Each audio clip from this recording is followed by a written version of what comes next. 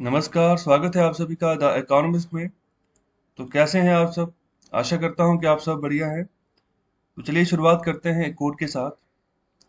If you fail, never give up, because fail means first attempt in learning. तो ये बात कही गई है डॉक्टर एपीजे अब्दुल कलाम के द्वारा। तो ये भारत के पूर्व राष्ट्रपति रहे हैं। और जो हमारा इंडियन स्पेस रिसर्च ऑर्गेनाइजेशन है, तो वहां पर ये साइंटिस्ट के तौर पर भी इन्होंने सेवा निभाई है। और इनके समय काल के दौरान काफी प्रोजेक्ट्स की जिम्मेदारी थी इनके ऊपर। और ऐसा भी नहीं कि जिन प्रोजेक्ट्स के ऊपर इन्होंने काम किया तो फर्स्ट अटेम्प्ट में ही वो पास हो गए। बहुत सारे ऐसे इनके सैटेलाइट लॉन्च थे, मतलब जो फेल हो गए। भारत सरकार ने इनके ऊपर भरोसा किया। ओके, तो इनको जिम्मेदारी दी कि आप जो है स्पेस रिसर्च के ऊपर काम करें। तो लेकिन शुरुआत में फेल हुए। तो यहाँ पर बड़ी सरल बात कह रहे हैं, अगर फेल हो गए तो हिम्मत नहीं हारनी है। क्योंकि फेल का मतलब है फर्स्ट अटेम्प्ट इन लर्निंग। तो ये इनकी साइकोलॉजी थी, ये इनका माइंड सेटअप था, जिसके चलते इनको भारत के मिसाइल मैन ऑफ इंडिया का खिताब मिला। ओके, तो इन्होंने ही भारत को बहुत सारी मिसाइल्स बनाकर दी। ओके, तो स्पेस प्रोग्राम में भी इन्होंने काफी मदद की। तो अगर ऐसी साइकोलॉजी, अगर ऐसा माइंड सेटअप लेकर चलते हो, तभी आगे बढ़ पाओगे। तो इन्होंने बड़ी सरल बात बोली थी कि अगर जीत हो जाए तो उसको दिमाग पे नहीं चढ़ने देना, तो अगर हार हो जाए तो उसको दिल पे नहीं लगने देना। तो ये दोनों बातें आपको ध्यान में रख के चलनी होगी। चलिए आगे बढ़ते हैं, शुरुआत करते हैं फर्स्ट एडिटोरियल के साथ। तो पहले एडिटोरियल में बात कर रहे हैं PLI for battery should spur R and D alternatives to lithium cobalt imperative. तो यहाँ पर इस आर्टिकल में जो प्रोडक्शन लिंक्ड इंसेंटिव स्कीम है जो भारत सरकार के द्वारा जारी की गई है, तो अभी इस साल का जो बजट था उस बजट में भी भारत सरकार ने कहा था कि तकरीबन 1.97 लाख करोड़ जो है वो पीएलआई स्कीम के अंतर्गत बांटे जाएंगे। और इस पीएलआई स्कीम के अंतर्गत भारत सरकार ने 13 अलग अलग सेक्टर्स चुने हैं, जो ऐसे सेक्टर्स हैं जिनके चलते मतलब आने वाले समय में जिनकी डिमांड काफी बढ़ेगी, जिनके बनाए हुए प्रोडक्ट्स की डिमांड बढ़ेगी, जिसके चलते इनकी प्रोडक्ट्स यहाँ पर प्रोडक्शन जो है ना वो बढ़ेगी। तो इस इंसेंटिव स्कीम के तहत ऐसा है कि इन 13 अलग अलग सेक्टर्स को यहाँ पर भारत सरकार ने हर एक सेक्टर के लिए एक थ्रेशोल्ड रखा हुआ है कि अगर उसको आप क्रॉस करते हो एक साल के अंदर अंदर, तब जाकर जाकर जो है आप इंसेंटिव के लिए एलिजिबल होंगे। और इंसेंटिव मिलेगा जितनी भी आपकी टोटल प्रोडक्शन होगी उसकी वैल्यू का 6% के हिसाब से, 5 या 6% के हिसाब से। ओके, तो देखो अगर कोई भी प्रोडक्शन बड़ी कंपनी निकाल रही है तो हजारों करोड़ों में होती है, तो उसकी वैल्यू का 5-6% भी काफी है। तो अभी हाल ही में हमारी कैबिनेट ने, तो भारत सरकार की जो कैबिनेट है, तो उन्होंने अप्रूवल दी है 18,100 करोड़ के प्रोडक्शन लिंक्ड इंसेंटिव स्कीम। किसके लिए? For setting up big units to manufacture advance batteries for electrical storage. Okay, तो अभी इलेक्ट्रिकल स्टोरेज, इसके लिए एडवांस बैटरीज का निर्माण करना है। तो अभी इस क्षेत्र के लिए यहाँ पर बड़े यूनिट्स लगाने हैं। तो अभी इसके तहत जो है इतनी राशि अभी जो है इसको अप्रूवल दी है। ओके, तो अगर आने वाले समय में ऐसे यूनिट लगते हैं, तो अगर वो बैटरीज बनाते हैं, इलेक्ट्रिकल स्टोरेज जो है इसकी कैपेसिटी बढ़ाते हैं, तो इंसेंटिव मिलेगा। तो आगे यहाँ पर बात करें कि इलेक्ट्रिकल व्हीकल जो है और जो यहाँ पर स्टोरेज है रिन्यूएबल पावर्स की, तो यहाँ पर बैटरी ही जो है ना एक इम्पॉर्टेंट रोल अदा करती है अगर हम यहाँ पर डीकार्बोनाइज फ्यूचर चाहते हैं भारत में। तो देखिए, रीनेबल जो हमारा सोर्सेस ऑफ एनर्जी, जैसे सोलर एनर्जी हो गया, विंड एनर्जी हो गया, हाइड्रोजन से भी हम यहाँ पर कोशिश कर रहे हैं। तो जो भी एनर्जी आएगी उसको स्टोर कहीं पर करना है ना, स्टोर फिर कहाँ पर हो सकती है? सिर्फ बैटरीज में ही हो सकती है। तो वहां पर भी अच्छी कैपेसिटी वाली बैटरीज हमें चाहिए। अगर हम फ्यूचर ईवी व्हीकल्स की बात करें तो वहां पर भी अगर क्वालिटी बैटरी नहीं होगी तो गाड़ी नहीं चल पाएगी। तो गाड़ी की जान बैटरी होगी आने वाले समय में, जैसे अभी पेट्रोल और डीजल है। तो अभी आगे बात करें कि जो अभी इन्होंने कमिटमेंट दिखाई है कि रिन्यूएबल एनर्जी जनरेशन कैपेसिटी बढ़ानी है, और यहाँ पर जो नेशनल हाइड्रोजन मिशन है, तो इसके बारे में भी जो है भारत सरकार ने 2021-22 का जो फिजिकल ईयर का बजट अनाउंस किया था 1 फरवरी 2021 को, तो उसी में बात कही थी कि नेशनल हाइड्रोजन मिशन लाया जाएगा। तो अभी इसके तहत ऐसा होगा कि हाइड्रोजन को कैसे यूज किया जाए, ओके, तो हाइड्रोजन का कौन सा पार्टिकल, क्या छोटे से छोटा पार्टिकल जो है इसको यूज किया जाए एज ए फ्यूल, ता जो कि ग्रीन एनर्जी का माहौल जो है भारत में डेवलप किया जाए। तो अभी जो इंसेंटिव स्कीम है, तो अभी ये दी जा रही है for setting up of battery storage manufacturing units. Okay, तो बैटरीज बनाई जाएंगी। ओके, तो जो आप बड़ी बड़ी बैटरीज देखते हो ना, तो अभी उनको, उनके मैन्युफैक्चरिंग यूनिट्स को यहाँ पर इंसेंटिव दी जाएगी। तो उसका मतलब सीधा सीधा यही है कि भारत का जो सिग्नल है ना, तो वो बिल्कुल सीधा सीधा स्टेट है पूरी दुनिया के लिए कि भारत जो है वो बिल्कुल सीरियस है about the transition to a decarbonised economy. तो भारत सरकार सच में काफी फोकस कर रही है कि एनवायरनमेंट को सही किया जाए, उसके रिगार्डिंग जो है जिस तरीके का भी हम यहाँ पर हलचल कर सकते हैं, इस तरीके से भी हम यहाँ पर एक्शन ले सकते हैं, तो भारत सरकार ले रही है। एक और हमारा टारगेट है 2022 तक 175 गीगावाट जो इलेक्ट्रिसिटी, जो एनर्जी है, वो by renewable sources of energy हम प्रोड्यूस करेंगे। तो उस टारगेट की और भी हम काफी बढ़िया परफॉर्मेंस हम दे रहे होंगे।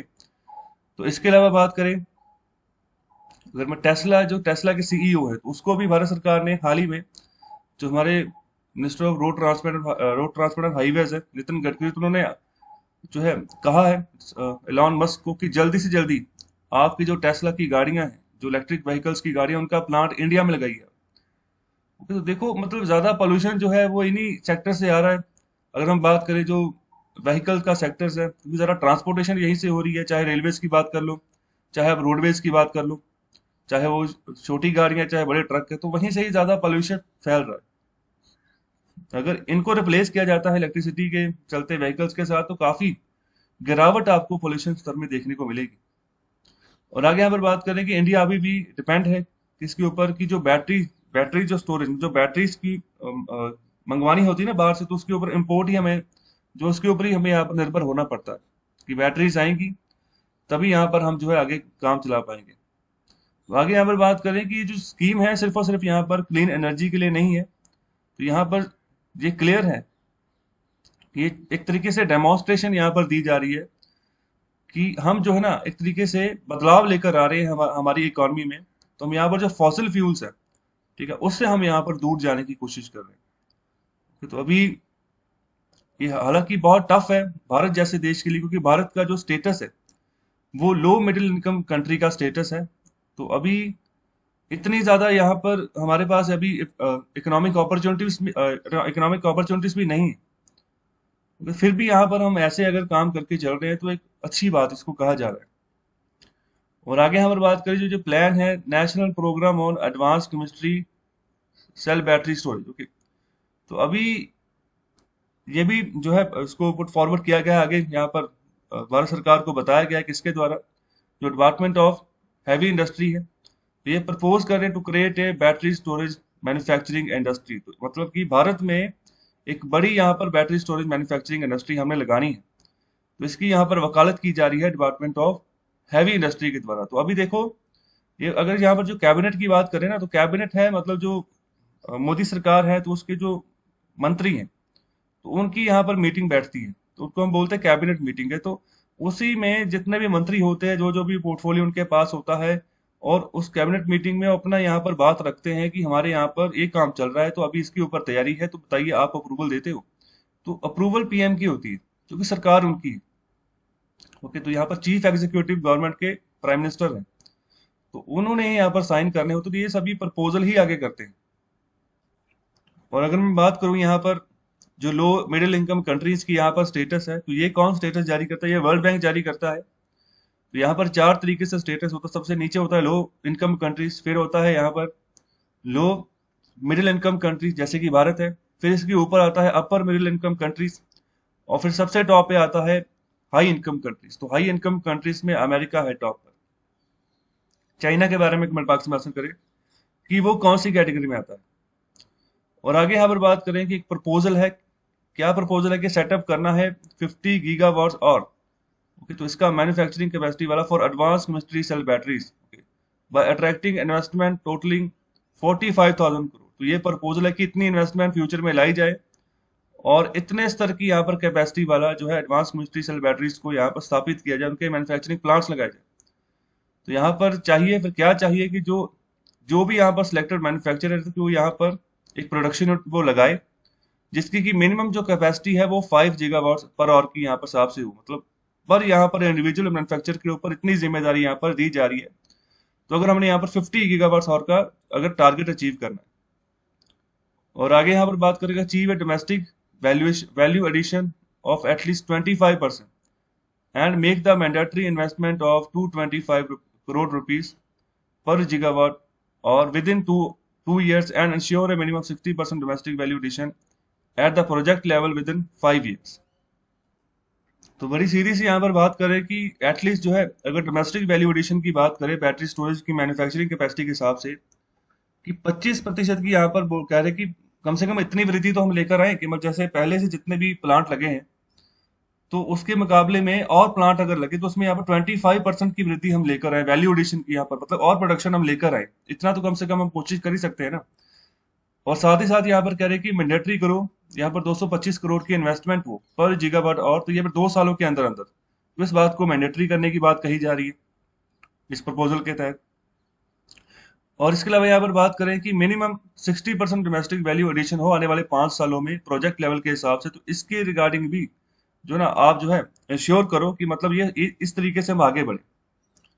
ओके, तो ये मतलब डिपार्टमेंट ऑफ हैवी इंडस्ट्री का इस तरीके से प्रपोजल है, इस तरीके से ये भारत की जो यहाँ पर इकोनॉमी है तो उसको यहाँ पर ये सपोर्ट करके चल रहे हैं।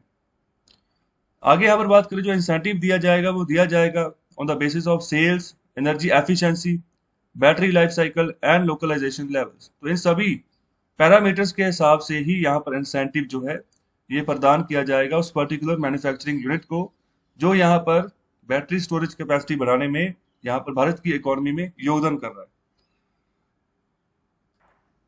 तो चलिए अभी बात करते हैं एडिटोरियल नंबर 2 की।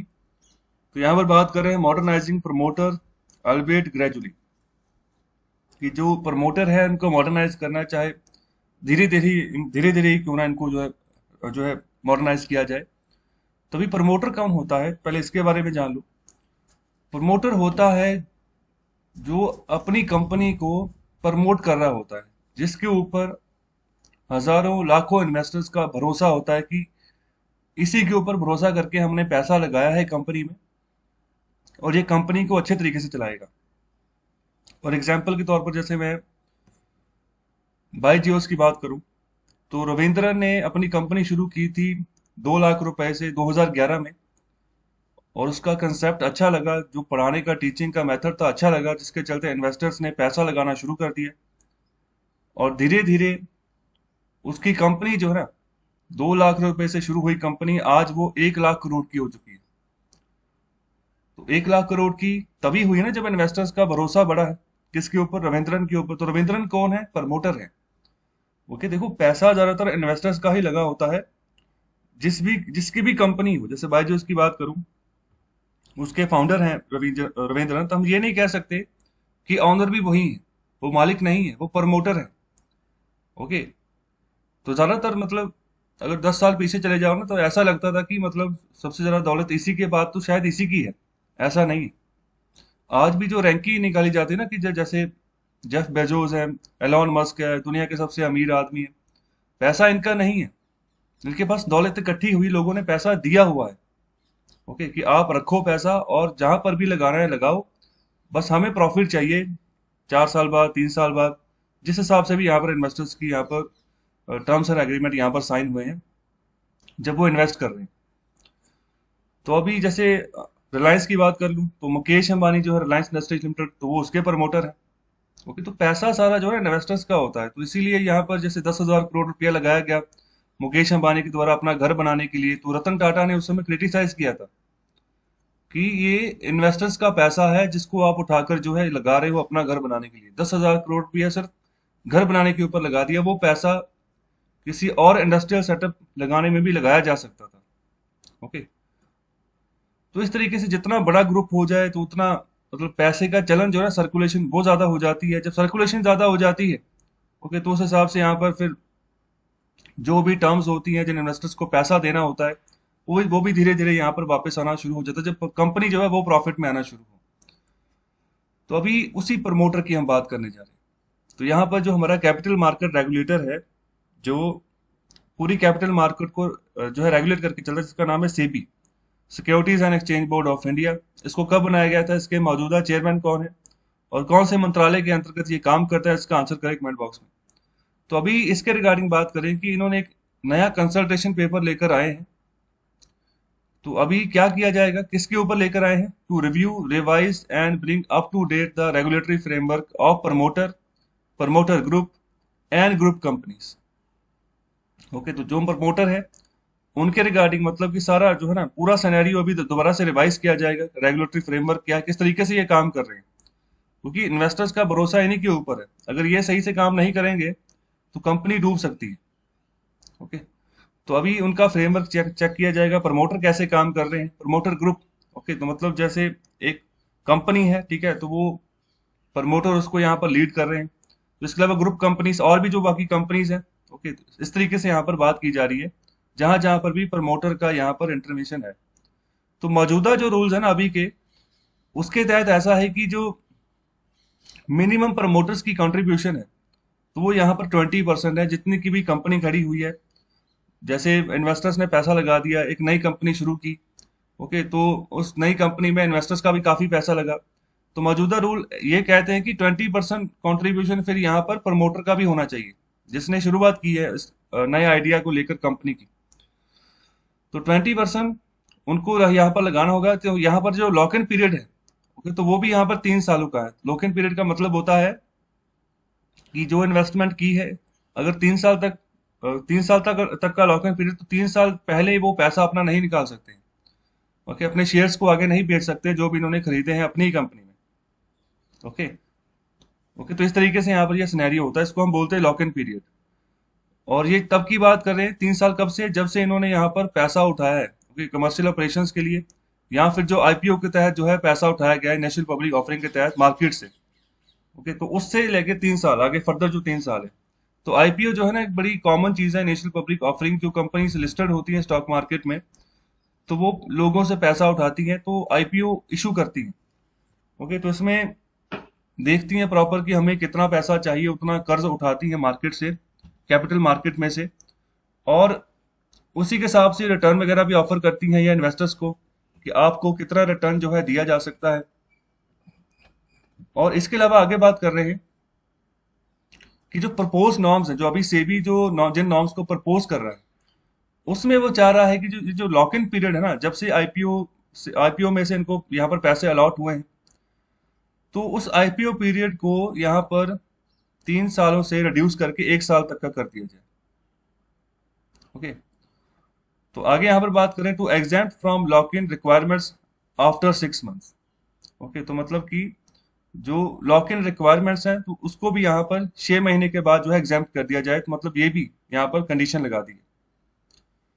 ओके, तो इसके अलावा बात करें, जो प्रमोटर्स हैं holding in excess of minimum stake 1 year from now, the modernisation is sensible.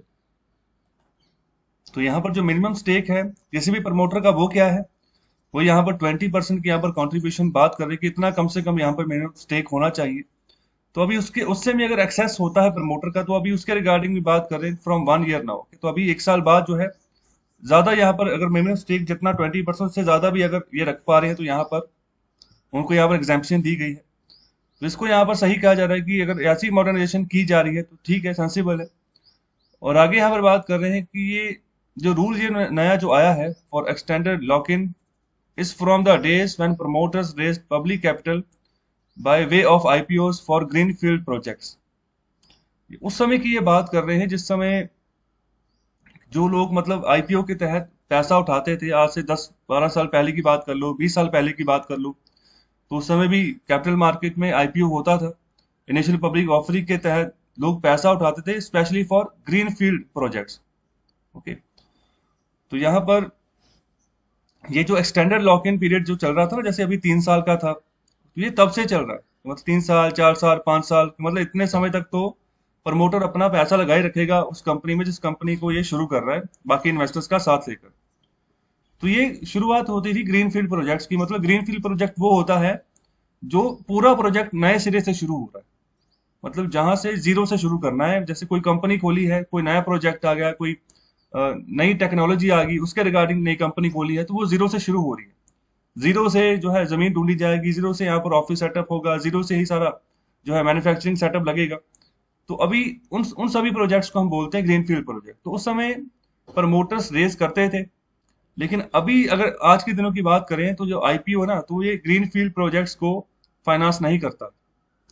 Okay, तो ये कौन से प्रोजेक्ट्स को ज्यादातर फाइनेंस करता है? जो ब्राउनफील्ड प्रोजेक्ट, ब्राउनफील्ड मतलब जो पहले से ही लगे हुए हैं, अभी उन्हीं प्रोजेक्ट्स में आगे जो है ना कंपनी पैसा मांग रही है आईपीओ के तहत, तो इन्वेस्टर्स वहां पर ज्यादा इन्वेस्ट कर रहे हैं। ओके, तो अभी अगर बात करें जो रूल्स हैं, तो यहाँ पर एक मॉनिटरिंग एजेंसी की यहाँ पर डिमांड कर रहे हैं, खास तौर पे आईपीओ की। जो यहाँ पर अगर 100 करोड़ से ज्यादा का यहाँ पर आईपीओ है, मतलब 100 करोड़ से ज्यादा अगर कोई कंपनी पैसा उठा रही है मार्केट से, तो बशर्ते उसके ऊपर नजर रखना भी जरूरी है। एक मॉनिटरिंग एजेंसी चाहिए, पता चले कि किस तरीके से वो जो फंड्स है ना उसको मोबिलाइज किया जा रहा है, यूज किया जा रहा है। ओके, तो एक ओवरसाइट, निगरानी रखने के लिए यहाँ पर एक एजेंसी चाहिए, मॉनिटरिंग एजेंसी चाहिए। और इसी के चलते आगे बात करें जो पेपर है, तो ये कह रहा है कि investor landscape in India is changing fast, maturing and unlike in the past the concentration of ownership and controlling rights do not vest completely with the promoters और द प्रमोटर ग्रुप। तो ये पेपर ये भी बात कह रहा है कि जो इन्वेस्टर्स का जो सिनेरियो है वो भी भारत में लगातार बदलता जा रहा है, मैच्योर होते जा रहे हैं। उनको समझ आती जा रही है कि कौन सी कंपनी में इन्वेस्ट करें, कहां पर ना करें। तो पहले ऐसा होता था कि जो भी नया कंपनी अगर शुरू की है किसने, अगर उसका कम भी स्टेक है, तो ऑनरशिप भी उसी को यहाँ पर उसी को लेकर माना जाता था कि सब सब काम इसी का है। ओके, तो अभी के इन्वेस्टर्स थोड़े चतुर हो गए हैं, अभी ये बात कही जा रही है। तो अभी टेक्नोलॉजी के चलते, सोशल मीडिया के चलते काफी बदलाव जो है ना इस इकोनॉमी के स्टॉक एक्सचेंज मार्केट में भी देखने को मिल रहा है। तो देखो बहुत सारी एप्स ऐसी आ गई जहां पे सीधे सीधे आप जो है आपके सामने लिस्ट आ जाएगी, आप डायरेक्टली जहां जिस कंपनी में भी इन्वेस्ट करना चाह रहे हैं तो आप कर सकते हो। ओके, तो अभी अगर मैं ग्रो ऐप की बात करूं तो अभी ये 1-2 साल पहले ही शुरू हुई थी, तो अभी ये भी जो है यूनिकॉर्न का स्टेटस इसको मिल गया। इसकी वैल्यूएशन $1 बिलियन से ऊपर चली गई है। ओके, तो जिन भी कंपनीज की वैल्यूएशन, जो एसेट साइज है अगर 1 लाख करोड़, सॉरी $1 बिलियन के अगर एक्सीड कर जाए, तो उसको हम यहाँ पर यूनिकॉर्न का जो है ना यूनिकॉर्न का स्टेटस देते हैं। तो अभी वही बात कर रहे हैं कि कुछ समय ऐसा था, पास्ट की बात कर ले तो उस समय यहाँ पर ज्यादातर यहाँ पर ऑनरशिप की कंसंट्रेशन ना, या कंट्रोलिंग राइट्स की बात करें, कंपनी को कौन कंट्रोल चलेगा, किसके पास राइट्स रहेंगे। और यहाँ पर वो उस समय पहले क्या होता है, प्रमोटर्स के ऊपर ज्यादातर यहाँ पर जोर दिया जाता है कि जो प्रमोटर ग्रुप है, प्रमोटर्स हैं, वही यहाँ पर काम करेंगे। लेकिन अभी के लिए ऐसा नहीं है। अभी जो इन्वेस्टमेंट कर रहे हैं, तो ऐसा नहीं है कि जो प्रमोटर जिसने शुरू किया है कंपनी उसी को ही आगे लेकर चले। ओके, तो यहाँ पर अभी कंप्लीटली ऐसे राइट्स, कंट्रोलिंग राइट्स जो है यहाँ पर प्रमोटर को या प्रमोटर ग्रुप को नहीं दिए जा रहे। इन्वेस्टर्स यहाँ पर अपने अपने हाथ में भी यहाँ पर जो ना राइट्स रख रहे हैं, कंट्रोलिंग राइट्स रख रहे हैं उस कंपनी के। कई बार ऐसा भी होता है, जैसे मैं अगर एप्पल की बात करूं, तो एप्पल के जो फाउंडर थे, तो स्टीव जॉब्स, वो फाउंडर थे उसके। लेकिन बाद में जो एप्पल कंपनी एक्सपैंड हुई, तो इन्वेस्टर्स का पैसा लगा, तो सीईओ बनाए गए जो स्टीव जॉब्स थे। लेकिन कुछ समय बाद उनको सीईओ की पोस्ट से ही हटा दिया गया, कंपनी से ही बाहर कर दिया गया। ओके, तो मतलब ये होता है कि जिसका पैसा लगा होता है ना, वो पहले देख के चलता है कि कौन मेरे पैसे को जो है ना प्रॉफिट में लेकर आ सकता है, उसी बंदे को आगे लगाया जाए एज ए प्रमोटर। तो इसीलिए बड़ी बड़ी कंपनीज काफी पैसा लगाती हैं एक अच्छा सीईओ ढूंढने में।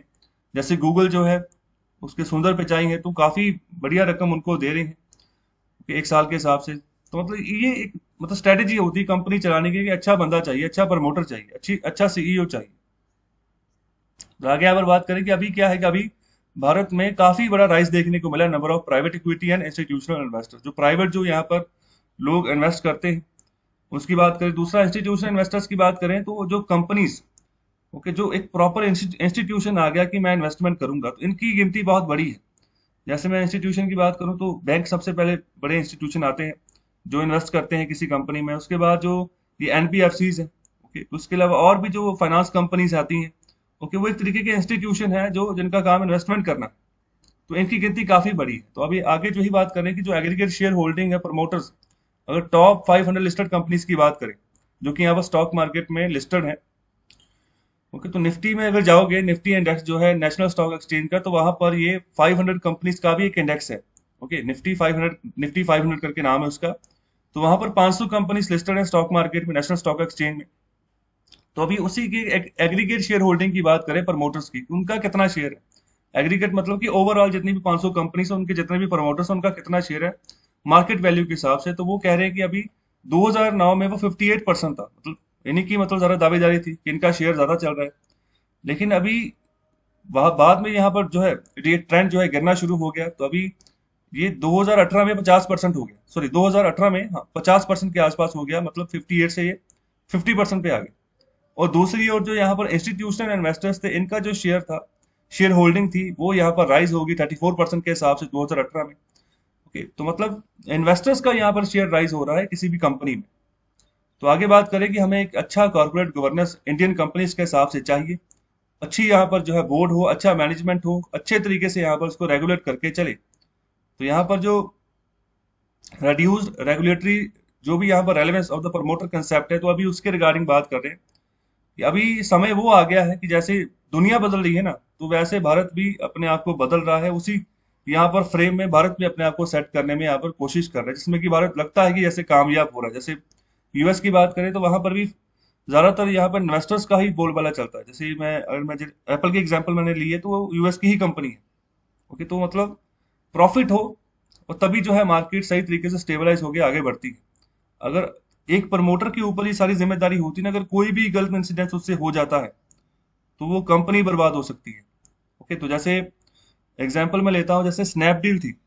स्नैपडील भी फ्लिपकार्ट के साथ आई और अमेजोन के साथ शुरुआत में काफी टक्कर दी, लेकिन अभी मार्केट काफी गिर गई है। तो इनके किसी जमाने में एम्बेसडर थे स्नैपडील के, आमिर खान।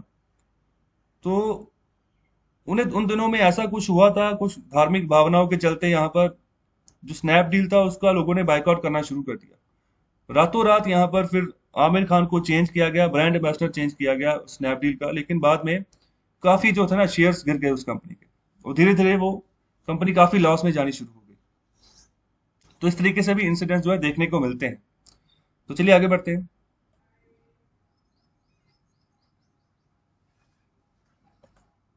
तो चलिए अभी बात करते हैं एडिटोरियल नंबर 3 की। तो इसमें हम बात करेंगे स्पेस स्टेशन के बारे में। तो स्पेस में जाने की अभी जो रेस लगी हुई ना, उसके बारे में, उसके रिगार्डिंग बात कर रहे हैं कि कौन पीछे रह गया कौन आगे है। तो डिटेल में चर्चा करते हैं, काफी कुछ नया सीखने को मिलेगा आपको इस आर्टिकल में। तो अभी बात कर रहे हैं 29 अप्रैल की। यहाँ पर लॉन्ग मार्च 5B, तो ये एक रॉकेट का नाम है, चाइना का रॉकेट है, जो कि यहाँ पर लिफ्ट ऑफ हुआ चाइना के यहाँ पर वेंगजेंग लॉन्च सेंटर, जो कि यहाँ पर हैनान प्रोविंस जो है चाइना को वहां पर स्थित है, तो वहां से लॉन्च किया इन्होंने।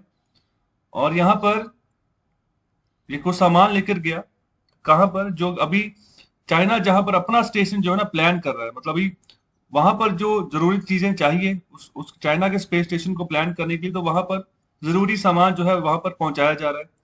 और स्पेस स्टेशन का नाम है टियांगोंग। ओके, इसको यहाँ पर इसका जो वैसे मतलब निकलता है वो है स्वर्ग का जो है पैलेस, ओके, स्वर्ग का महल। तो ये नाम है इसका, टियांगोंग। तो अभी यहाँ पर बात की जा रही है इसी यहाँ पर स्पेस जो रॉकेट है उसके बारे में। हुआ क्या था, ये चला तो था ऊपर, मतलब वहां अपने चाइना के स्पेस स्टेशन में पहुंचने के लिए, लेकिन हुआ क्या कि ये रास्ते में ही इसको मतलब ये खराबी आ गई, और मतलब ये दोबारा से अर्थ के एटमॉस्फेयर में वापस आ गया, और ये गिरा आकर इंडियन ओशन में मालदीव्स के नॉर्दर्न साइड पे।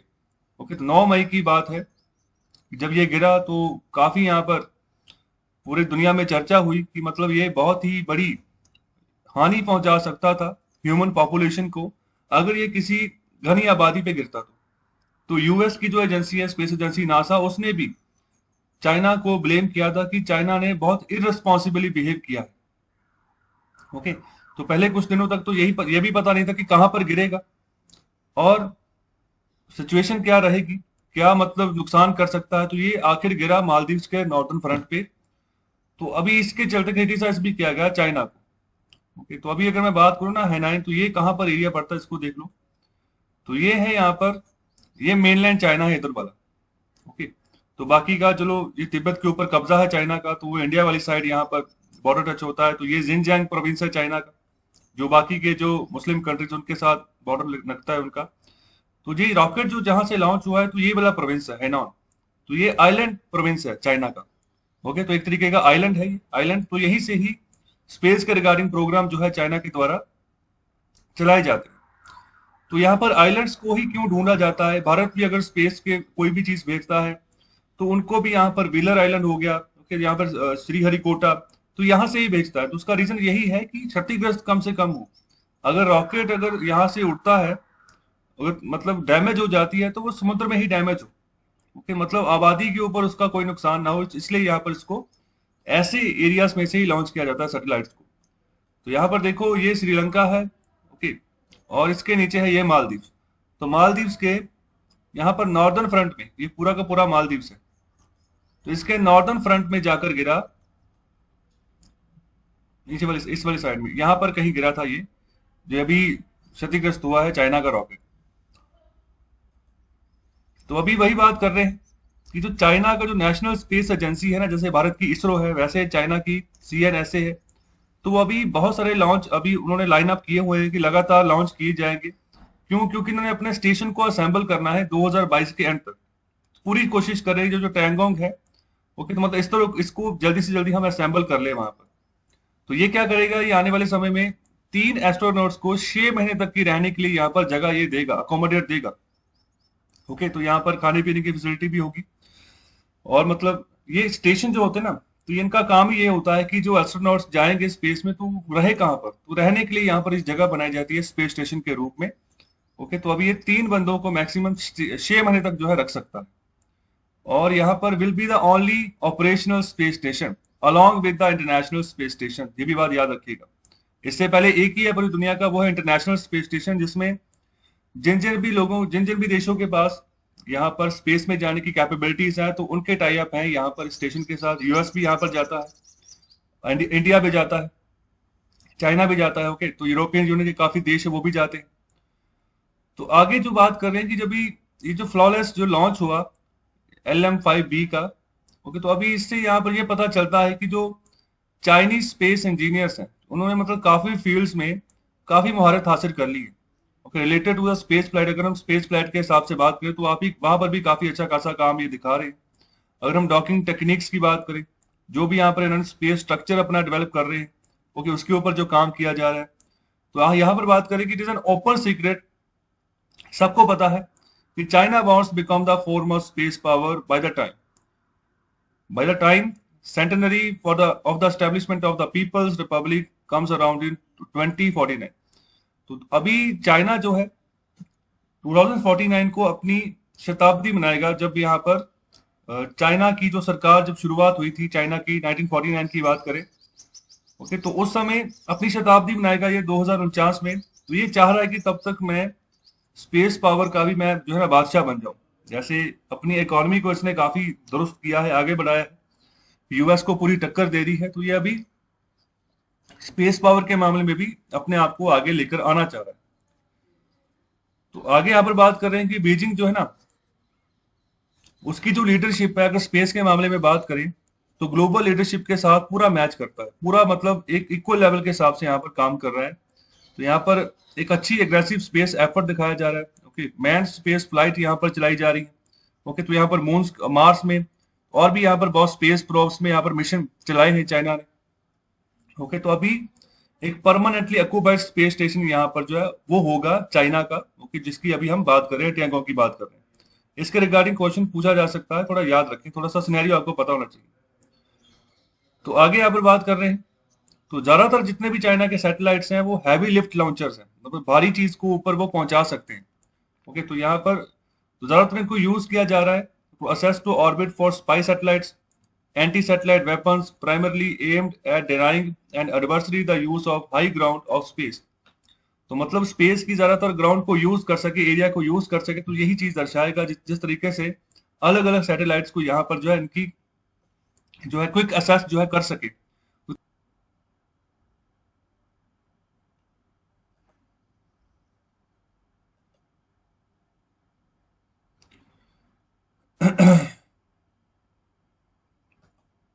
और आगे यहाँ पर बात करें, अगर इससे उलट बात करें, रशिया की बात करें, तो अभी उसने रिसेंटली अनाउंसमेंट की है कि वो जो ISS है, इंटरनेशनल स्पेस स्टेशन है, उसको 2024 तक वो खाली कर देगा, छोड़ देगा। तो यहाँ पर जो एग्रीमेंट था रशिया का, यहाँ पर जो बाकी इंटरनेशनल पार्टनर्स के साथ आईएसएस के रिगार्डिंग, तो वो खत्म हो रहा है। तो अभी ये जो बात रशिया के द्वारा कही जा रही है ना, तो ये भी बहुत महत्ता रखती है कि वो इसको छोड़ रहा है। ओके, एक और चाइना आगे बढ़ रहा है, तो ये आईएसएस को छोड़ रहा है, पीछे हट रहा है। तो आईएसएस की अगर बात करें तो ये 1998 में लॉन्च किया गया था by NASA and its Russian equivalent, Russian counterpart Roscosmos. तो रॉस्कोमोस जो है वो रशिया की स्पेस एजेंसी का नाम है। जैसे भारत का इसरो है, रशिया की रॉस्कोमोस है, अमेरिका की नासा है। ओके, तो अभी इसी तरीके से अलग अलग देशों की अलग अलग स्पेस एजेंसी है, तो इनके नाम आपको पता होने चाहिए। ओके, यूके की स्पेस एजेंसी कौन सी है, उसका नाम नाम जो है कमेंट बॉक्स में आंसर करिए उसका।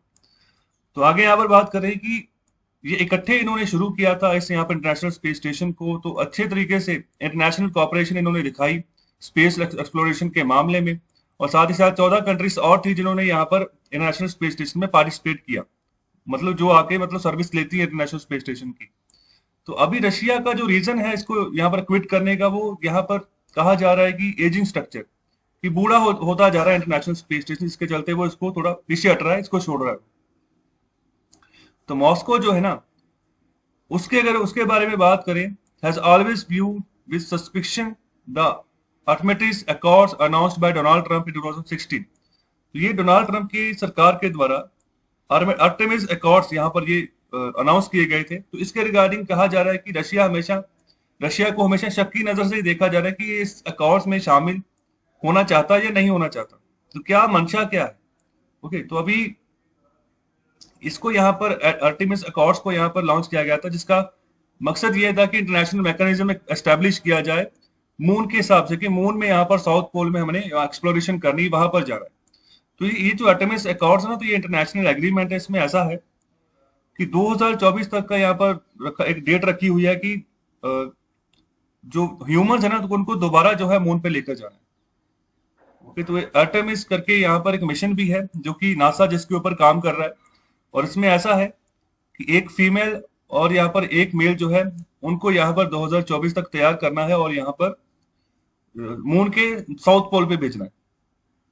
ओके, तो अभी हाल ही में भारत का भी मिशन चंद्रयान 2 था जो कि फेल हो गया, वो भी हम साउथ पोल पे ही भेज रहे थे। ओके, तो अभी ये आर्टेमिस अकॉर्ड्स ये बात करता है, एग्रीमेंट की बात करता है। ओके, तो क्या अगर आर्टेमिस अकॉर्ड्स की बात करूं, तो क्या इंडिया इसका मेंबर है? इंडिया ने इस अकॉर्ड्स को साइन किया है? इसका आंसर करें कमेंट बॉक्स में। तो आगे यहाँ पर बात कर रहे हैं कि रशियन, तो रशियन की अगर बात करें तो 2020 की बात करें तो अपनी और the utilisation of space resources. Okay, तो बाद में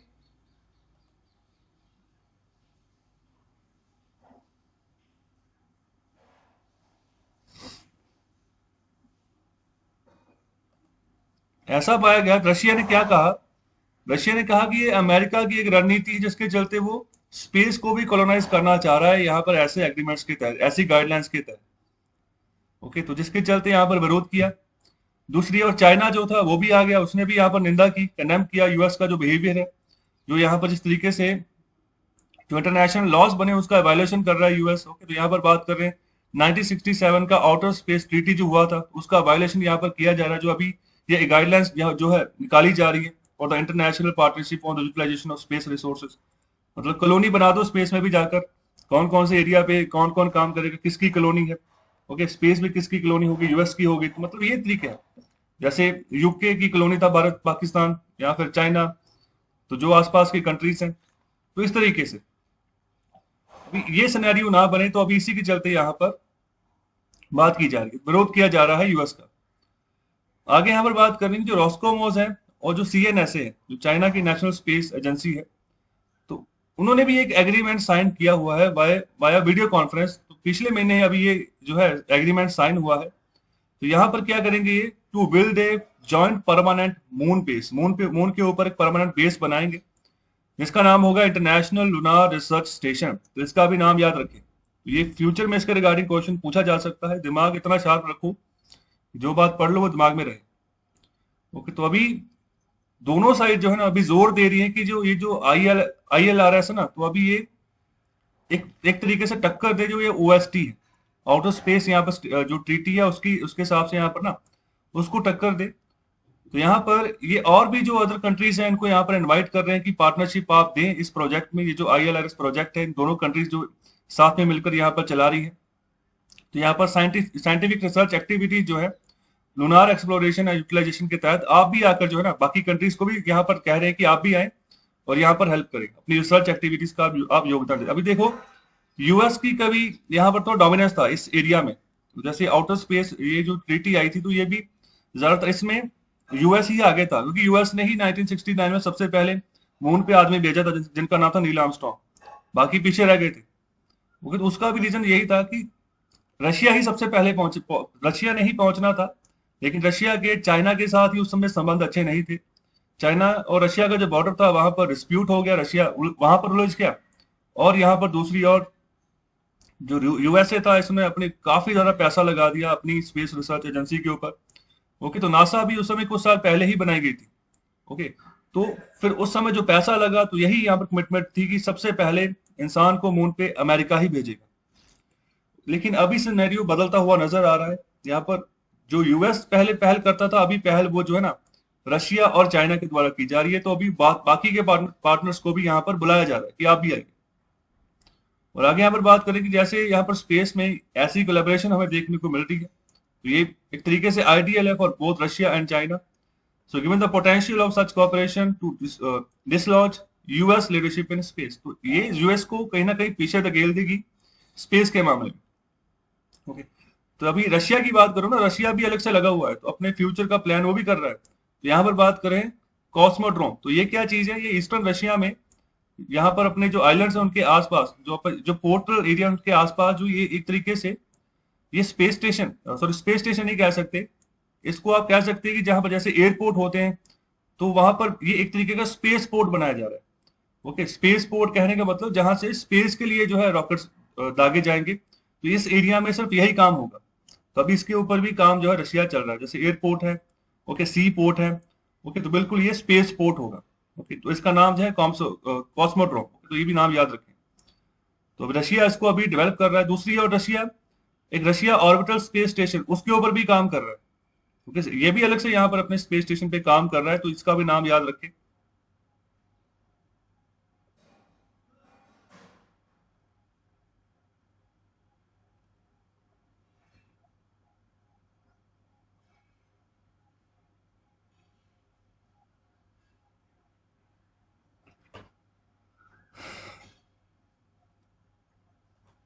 और आगे यहाँ पर बात करें कि एक बड़ा चैलेंज है यूएस के सामने। यूएस अभी जो खोए हुए समय की यहाँ पर भरपाई करने की यहाँ पर कोशिश कर रहा है।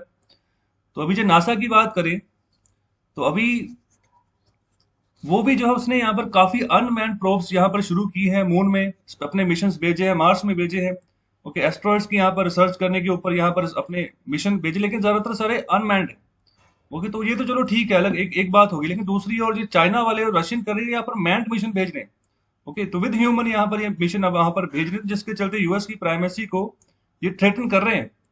ओके, तो अभी इसके रिगार्डिंग वही बात करें कि अभी जो सबसे पॉपुलर बिलीफ यही है कि रशिया का जो एग्जिट है आईएसएस है, मतलब कि इंटरनेशनल स्पेस स्टेशन से, तो ये भी एक बड़ा कंसर्न है कि क्यों यहाँ पर छोड़ा जा रहा है, पीछे हट रहा है रशिया। दूसरा यहाँ पर देखो, रशिया की अगर बात कर लें कि इंटरनेशनल स्पेस स्टेशन को चलाने के लिए जो बजट होता है इसमें रशिया की क्या भागीदारी? रशिया सिर्फ यहाँ पर जितना नासा पे करता है ना, उसका सिर्फ यहाँ पर छठा जो यहाँ पर पोर्शन होता है ना, मतलब 1/6 सिर्फ उतना ही पे करता है।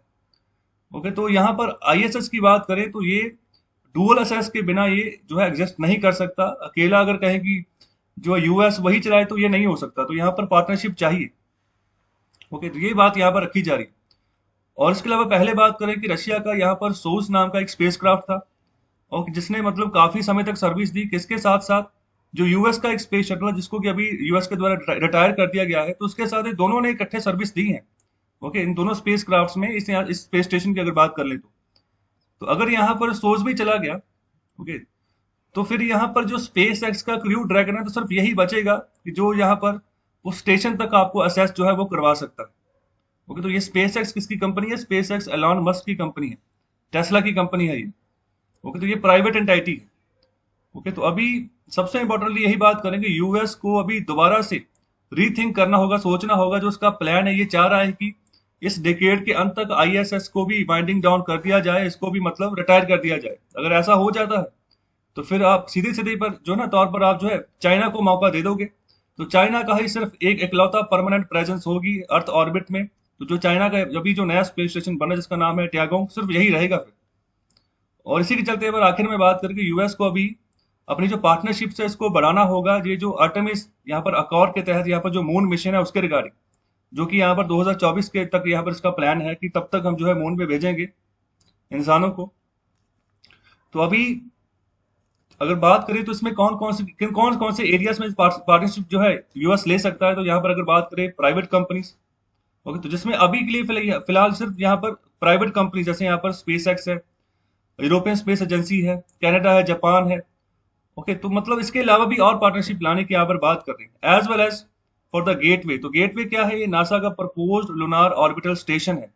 ये भी आने वाले समय में नासा बनाएगा। गेटवे यहाँ पर उसका नाम होगा, जैसे चाइना के स्पेस स्टेशन का नाम है ट्यांगोंग, तो ये आने वाले समय में बनेगा। इसके ऊपर अभी प्रपोजल है, ओके। तो ये चाइना और रशिया के सामने यहाँ पर एक तरीके से ये आने वाले समय में पेश कर सकता है। लेकिन अभी सिनेरियो वही है कि चाइना और रशिया को इन्होंने यहाँ पर जो है यहाँ पर जो इंटरनेशनल लूनार रिसर्च यहाँ पर जो है मतलब ये एरिया बनाया जाएगा मून के ऊपर ही। तो ये किनके द्वारा? ये रशिया और चाइना के द्वारा बनाया जाएगा।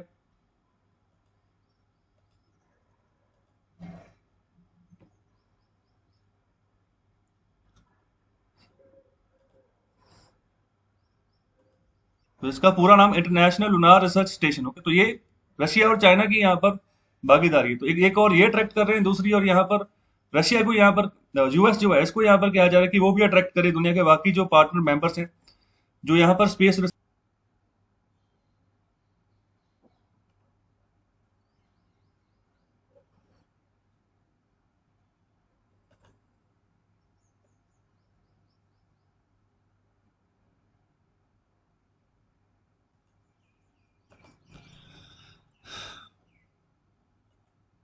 तो चलिए अभी बारी है आज का इकोनॉमिक कंसेप्ट पढ़ने की। तो आज का जो टॉपिक है वो है डच डिजीज।